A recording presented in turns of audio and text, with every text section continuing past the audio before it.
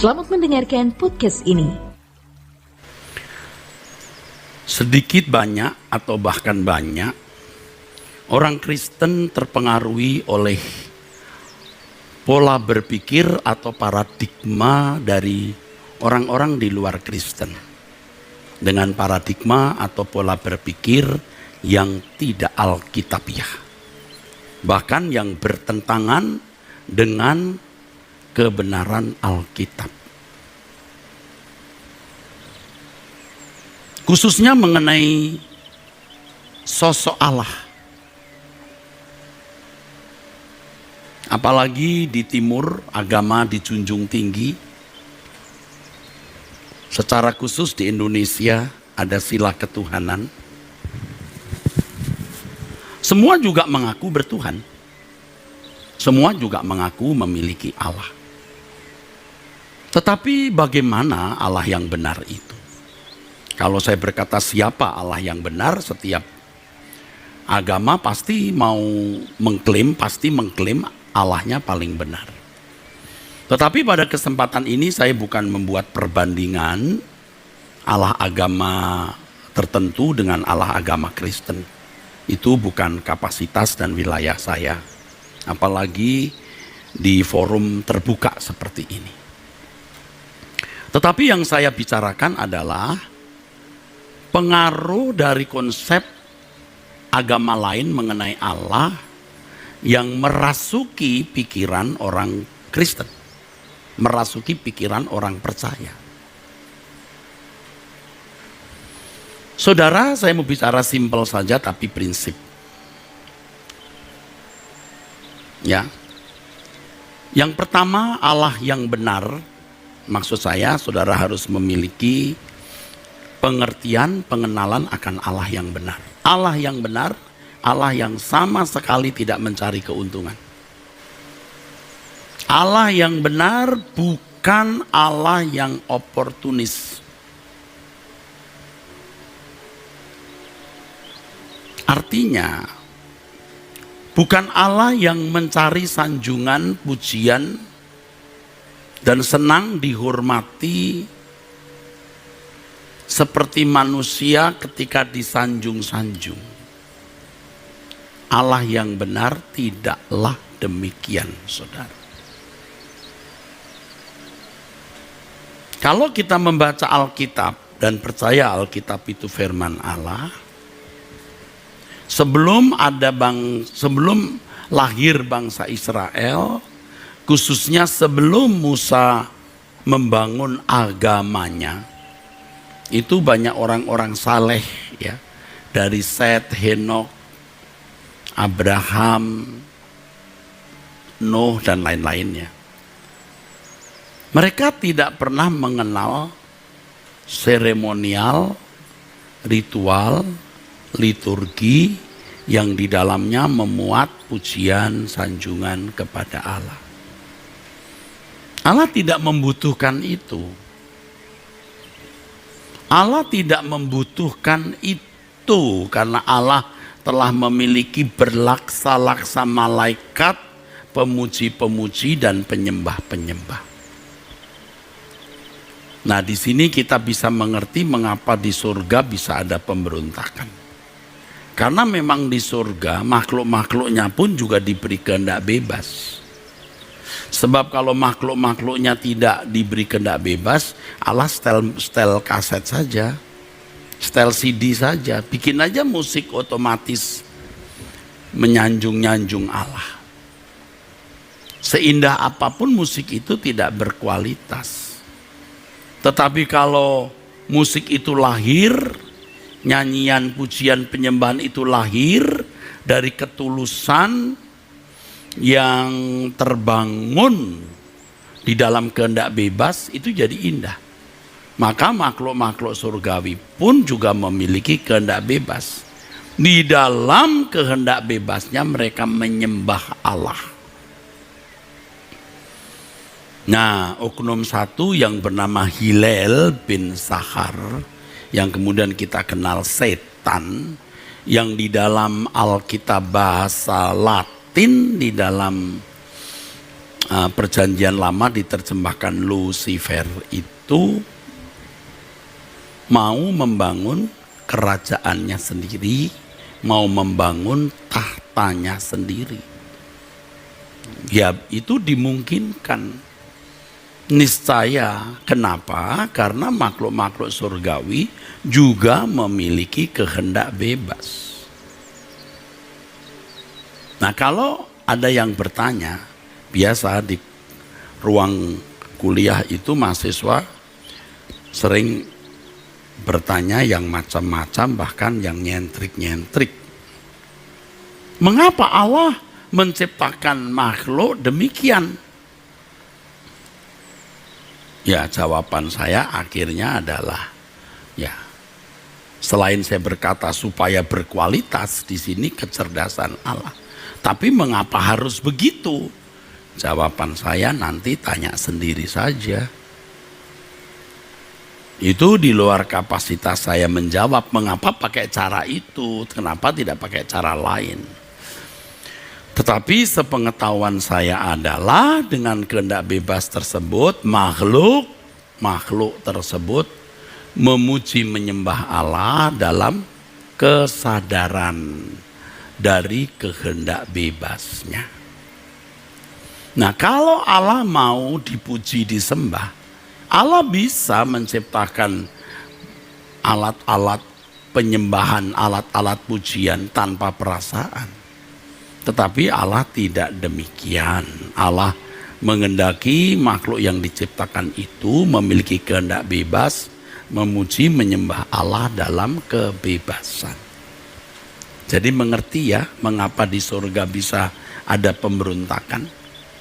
Banyak orang kok bingung, kok di surga itu ada loh pemberontakan.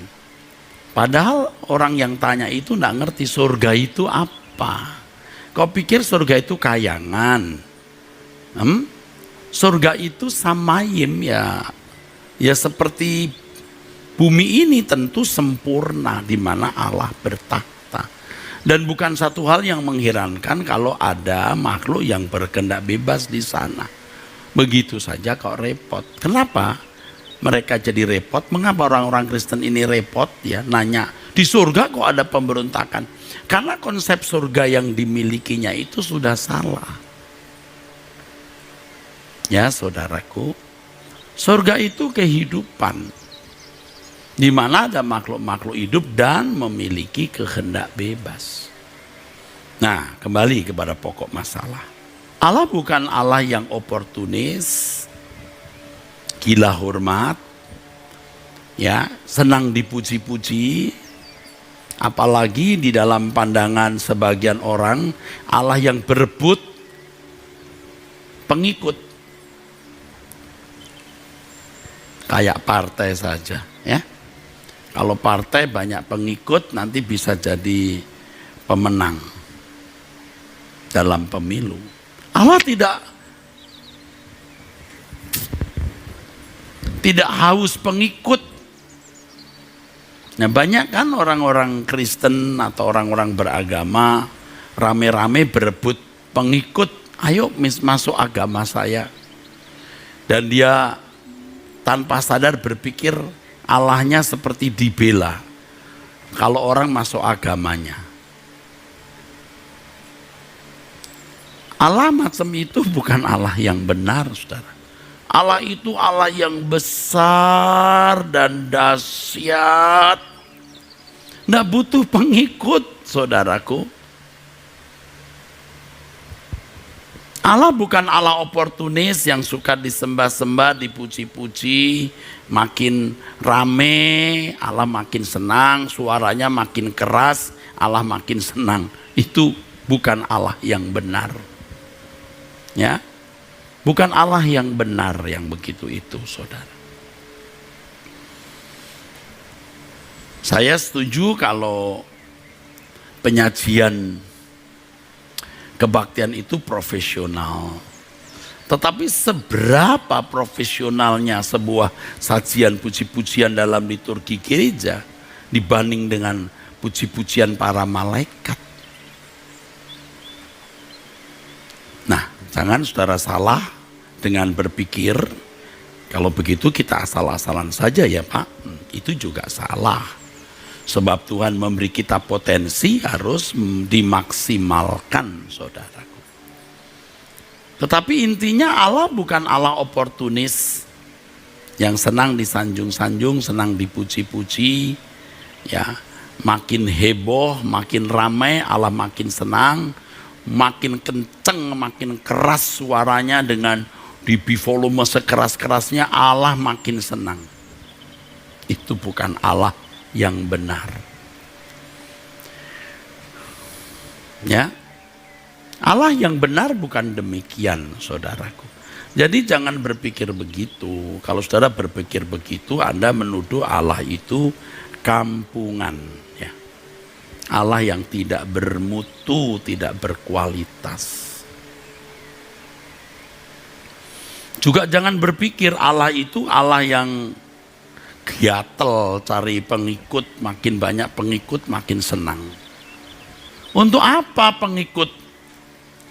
Misalnya makin banyak tuh orang Kristen. Allah tidak menghargai kok nilai kekristenan kalau dilihat dari keberagamaannya.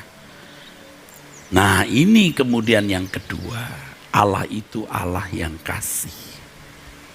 Oh, udah tahu Pak Eras, jangan khotbah lagi soal Allah yang kasih, kita semua hafal. Oh, nanti dulu. Masalahnya bagaimana Allah menerjemahkan kasihnya. Itu yang penting. Nah, saya kira Anda tahulah Allah itu Allah yang kasih, tahu. Saya tahu Anda tahu. Tapi bagaimana Allah menerjemahkan kasihnya itu yang penting, saudaraku. Sebab kalau saudara salah memahami, Anda salah mengenal Dia. Allah menerjemahkan kasihnya itu dalam wujud penyelamatan kekal, penyelamatan abadi. Bagaimana caranya? Ya, kita harus melihat pada mulanya Allah merancang manusia itu bagaimana. Itu dilihat dulu. Allah yang kasih ini menciptakan manusia seperti dirinya. Ini Allah bisa saja menciptakan manusia lebih tinggi dari kodok, lebih tinggi dari babi, lebih sedikit dari monyet. Tapi tidak demikian, Allah yang kasih menciptakan manusia segambar dengan dirinya. Itu loh kasihnya. Lalu Allah mengendaki agar manusia serupa dengan dirinya.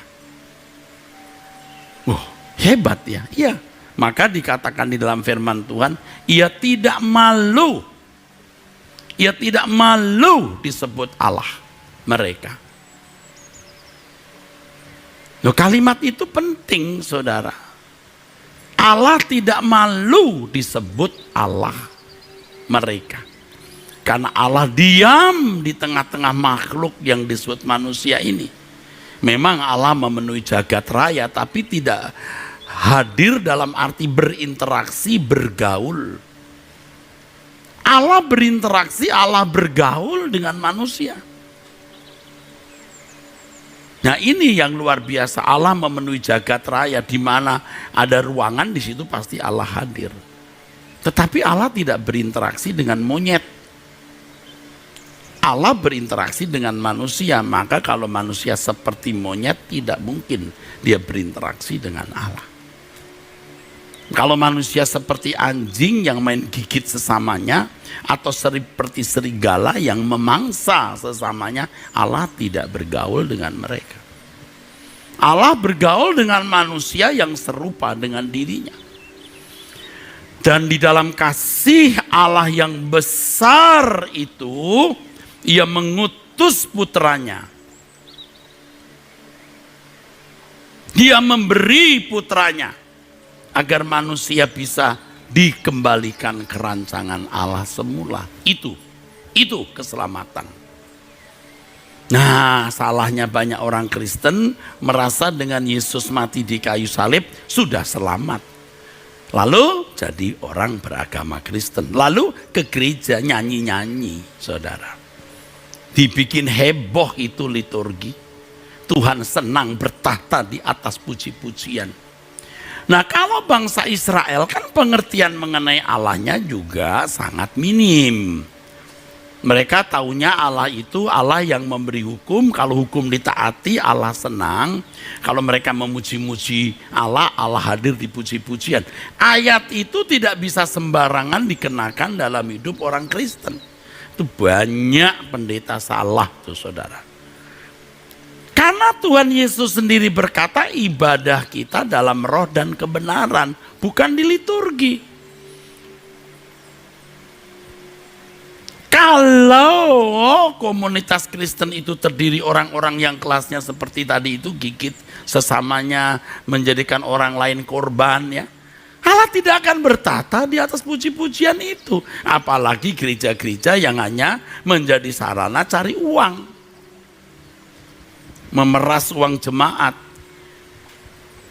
dengan ancaman awas kalau tidak memberi perpuluhan nanti belalang pelahap, ya, kutuk akan menimpa kamu. Kamu ngerti nggak perpuluhan itu portal? Kalau kamu nggak memberi perpuluhan, portal nggak dibuka. Akal-akalan itu, saudara. Saya bukan tidak setuju orang memberikan persembahan. Segenap hidup kita itu milik Tuhan. Intinya bukan berapa persen, pekalah terhadap apa yang Allah ingini dan kelolalah harta milik Tuhan itu untuk kemuliaannya sesuai selera Tuhan.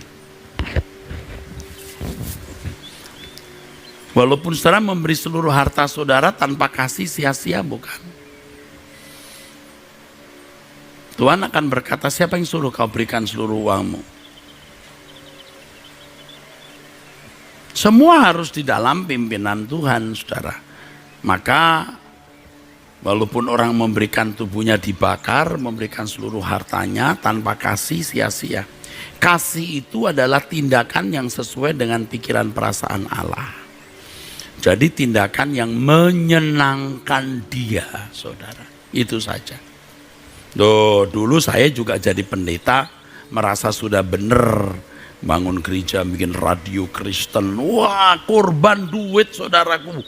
Wah, kita bikin sekolah Alkitab, kita maju, kita korbankan uang kita tanpa batas, sampai beli rumah saja nggak sempat demi membela pekerjaan Tuhan.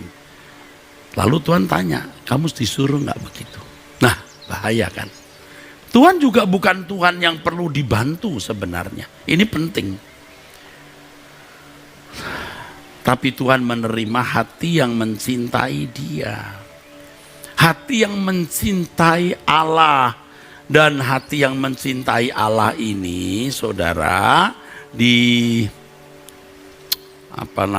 diwujudkan dalam tindakan dan perbuatan-perbuatan yang selalu menyukakan, menyenangkan hati Tuhan. Makanya walaupun tidak bisa nyanyi dengan baik, kalau hidup hari-harinya memang memuliakan Allah, itu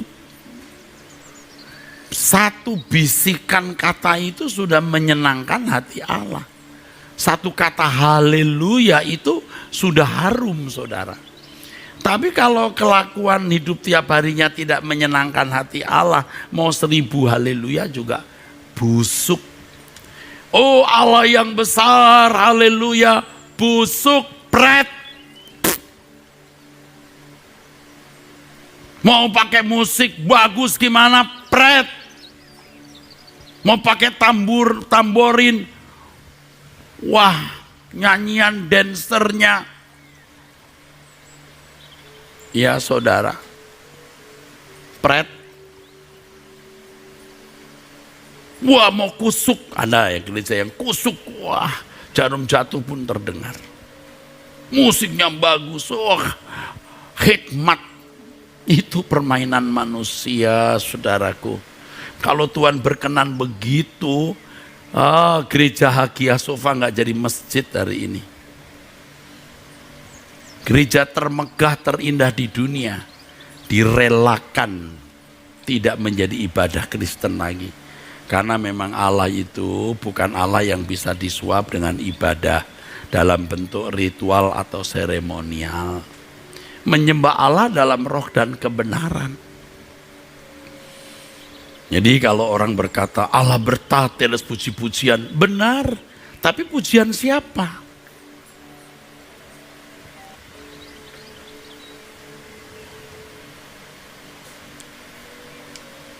Ya kan?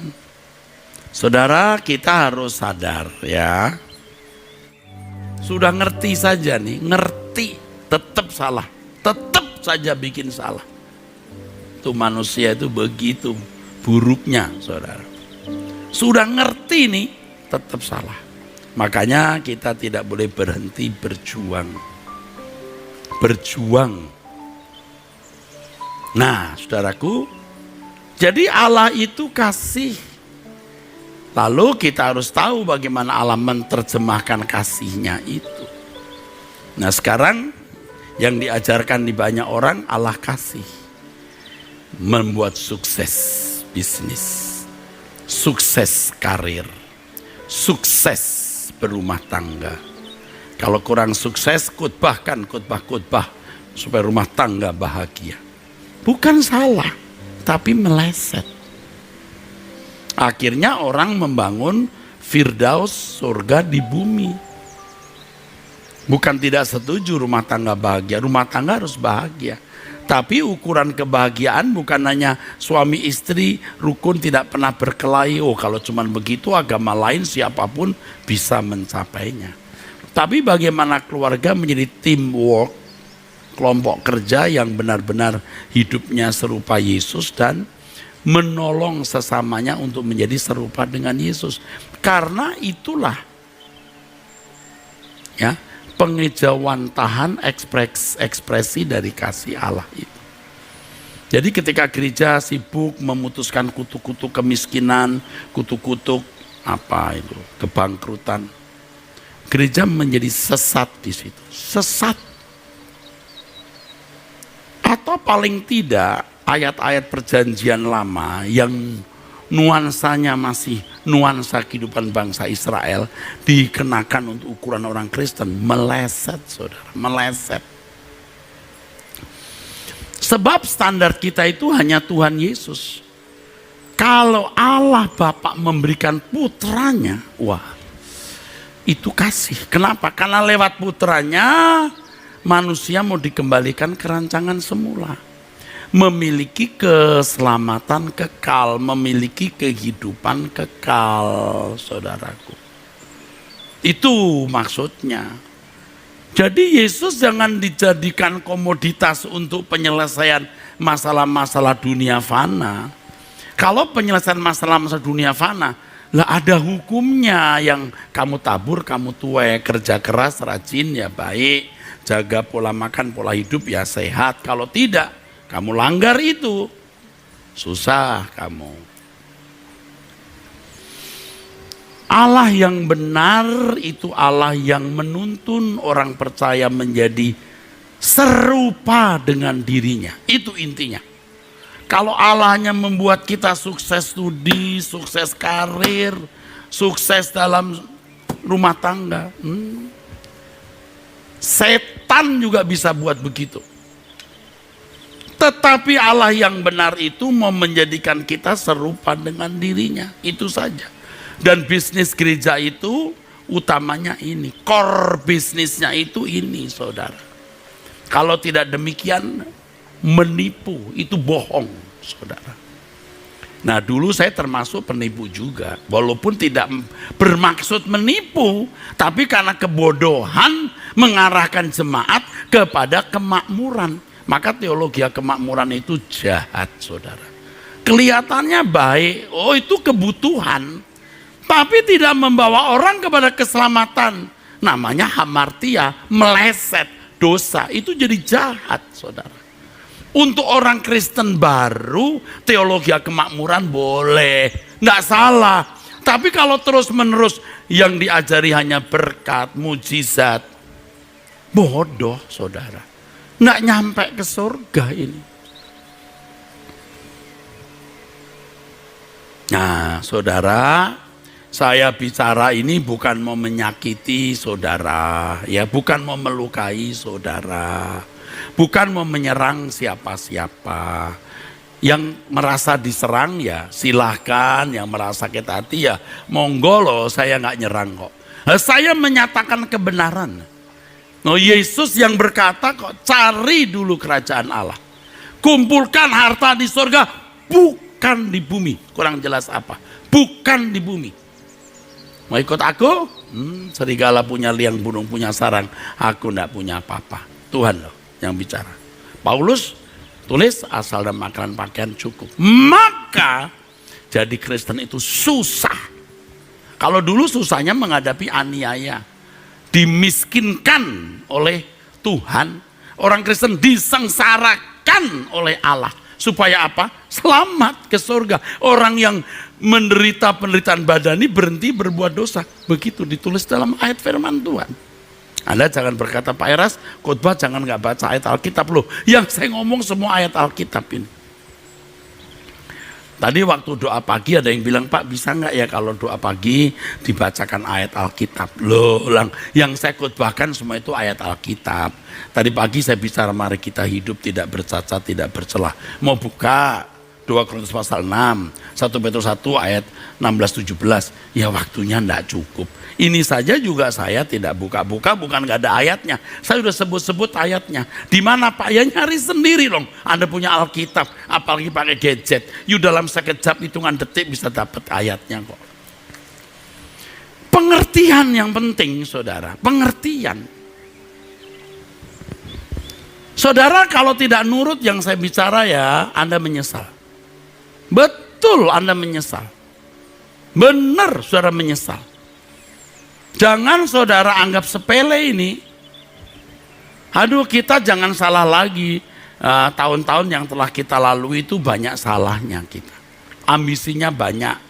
Gereja mau besar, gereja mau punya fasilitas, gereja mau punya radio, televisi dan lain-lain. Wah itu kita kerjakan.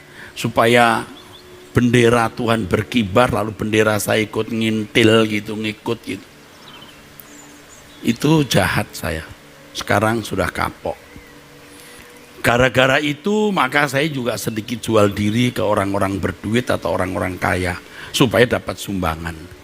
Sekarang udah kapok. Wes punya duit jalan, gak punya duit ya udah diem. Mau nyumbang monggo, gak mau nyumbang ya silahkan. Tapi kamu kalau hidup tidak benar tolong jangan memberikan persembahan. Karena najis uangmu haram. Kamu hidup tidak benar, kamu memberi persembahan itu percuma. Nanti kamu masuk neraka, kamu salahkan saya lagi. Pak Pendeta, saya sudah kasih persembahan, ini kenapa saya masih masuk neraka? Oh bro, persembahanmu itu gak ada nilainya bro. Yang penting hatimu bersih. Allah yang kasih, Allah yang mau menerjemahkan kasihnya dengan membentuk orang-orang yang mau menerima kasihnya itu serupa dengan dia. Jadi ibadah yang benar itu simple. Mulutmu terhadap pegawaimu sederhana. Ya, sederhana. Mulutmu terhadap orang-orang yang lemah. Uangmu yang kau mesti bagikan untuk orang yang kekurangan. Dan seterusnya. Dari segala hal. Simple saudara.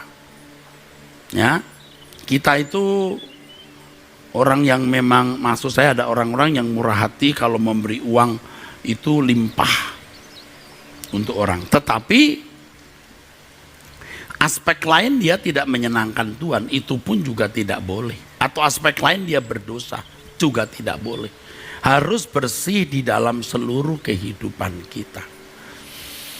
Jadi setelah kita mengerti kebenaran ini, jadi kita belajar bersih saudaraku. Dari bangun tidur, setiap kata, pikiran, perasaan kita itu ada nggak yang menyakiti hati Tuhan? Wah, kita makin peka. Itu pun masih salah. Itu pun masih meleset. Sampai aduh, kenapa ya masih meleset? Karena kita punya rekaman temperamen, rekaman jiwa kita sudah rusak. Sekarang kita mau perbaiki, dalam waktu singkat. Enggak gampang karena rusaknya bisa 50 tahun, 55 tahun lalu diperbaiki 2 bulan. Tidak bisa, saudara. Tidak bisa. Harus belajar, saudaraku. Saya sudah lihat itu orang-orang Kristen yang rohani menyembah Tuhan. Tapi kalau membentak pembantu rumah tangga atau asisten rumah tangga, itu asisten rumah tangga itu lebih rendah dari anjingnya. Jadi kalau anjingnya, sini sayang, ayo sini hai, Hani, anjingnya dipanggil Hani. Tapi pembantunya, anjing kamu, digituin. Jadi anjingnya dipanggil Hani, tapi pembantunya dipanggil Asu. Asu we. Wah, yang begini ini nggak masuk surga, pasti nggak masuk. Kalau saudara berkata, Pak Eras emangnya yang menentukan surga atau neraka? Yang menentukan Tuhan. Kok ngomong gitu loh, Alkitab berkata yang najis nggak bisa masuk kok. Najis itu. Aduh. Yang saya saksikan sendiri nih ya. Orang Kristen makan di restoran. Dia makan pesan banyak. Pembantunya dikasih, dia pakai piring kecil. Bukan piring gede, piring kecil yang buat kopi atau apa itu. Kasih mie, kasih pembantunya. Wah, saya itu nggak sedih lihat gitu, marah. Tapi saya tidak berdaya. Etika mengajarkan kita untuk ya hikmat juga diam. Aduh, mengerikan saudara. Giliran kalau untuk beli barang-barang dia mau puluhan juta, mau ratusan juta, ya, mau puluhan juta, mau ratusan juta, waduh. Belanja nih, beli duku yang bulat-bulat itu. Udah ditimbang masih ngerauk, masukin timbangan. Yang jual duku bilang, jangan loh, jangan gitu loh Pak, jangan gitulah Bu. Ini udah anget ini, katanya, anget. Saya nggak tahu istilahnya, udah anget, udah berat, masih mau ditambahi. Sama dengan ibu-ibu kalau beli cabai di pasar itu ya, wah meraup sampai rebutan, wah begini. Itu ibu-ibu itu ya padahal ya kondenya aja dari emas. Kondenya dari emas. Dia bisa berantem sama tukang cabai gara-gara rebutan. Udah di kilo jebret, gelek-gelek. Udah anget katanya, masih mau tambah. Itu bukan beli Bu, itu rampok. Rampok, kejem banget. Yang begini di gereja terus, haleluya. Air matanya mengalir. Najis, bener. Jangan begitu lagi. Saya sering belanja dengan orang lalu saya sering berkata, jangan tawar. Oh enggak, tuh di supermarket aja lebih murah. Enggak mungkin. Kamu ngarang tuh. Masa di supermarket lebih murah, pasti lebih mahal. Kok gitu aja kamu tawar? Nih, saya contoh ya. Berapa Mas? Sekian harganya. Oke, saya kasih lebih. Kembaliin, ambil, titip untuk istrimu. Lihat nih. Bukan sok karena saya banyak duit. Kok kejem loh. Kamu kasih lebih 50 ribu, 25, 10 ribu. Waduh saudara. Maaf bukan sok. Kembalian ya. Nggak semua orang sama ya. Oke, kalau Anda kurang jangan ikut-ikutan. Kita naik taksi, naik mobil aplikasi itu ya. Hampir nggak pernah kita minta kembali. Ngomong-ngomong terus, anak saya mau begini begitu Pak. Saya titipin lagi ini uang 200 ribu untuk anakmu. Bukan saya banyak duit. Saya juga nggak banyak duit saudara. Saya nggak punya tabungan, oke, nggak ada. Ya orang bank pasti bisa baca uang saya berapa. Potong rambut, cerita yang motong anak saya kuliah Pak. Saya nanya dulu, kamu sekolah di mana anakmu? Nah setelah saya potong, saya kasih uang. Ini untuk tambahan uang kuliah anakmu. Pasti jumlahnya tidak kurang dari 500 ribu. Nangis deh kamu. Tapi jangan lupa pakai kata Tuhan memberkati.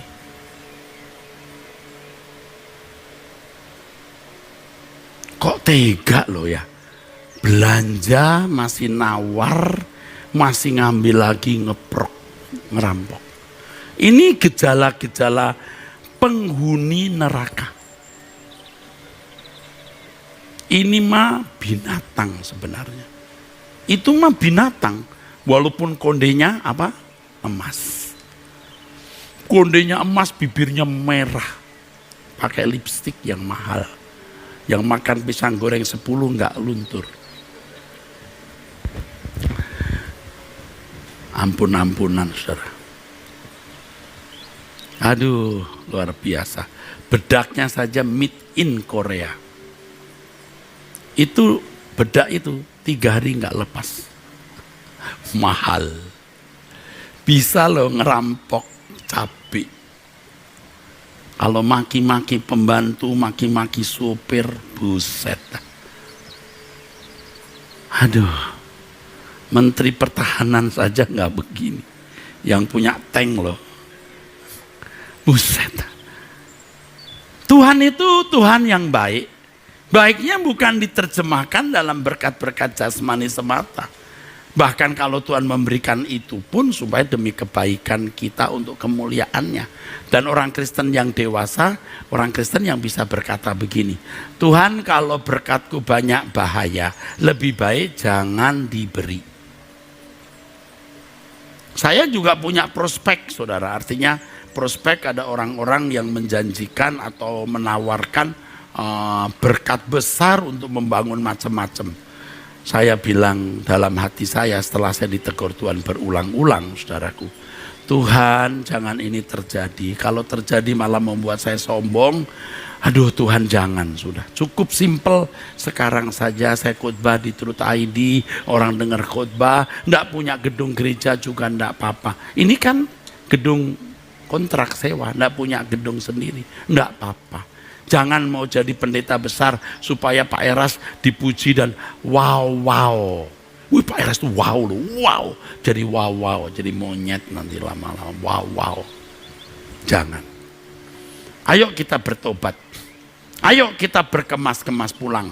Nah, berkemas-kemas pulang itu harus hidup suci dan tidak terikat dunia. Banyak dosa yang kau lakukan, banyak dosa yang ku lakukan, banyak dosa yang telah kita lakukan, banyak kemelesetan kita. Tapi ke depan kita jangan berbuat dosa lagi. Amin.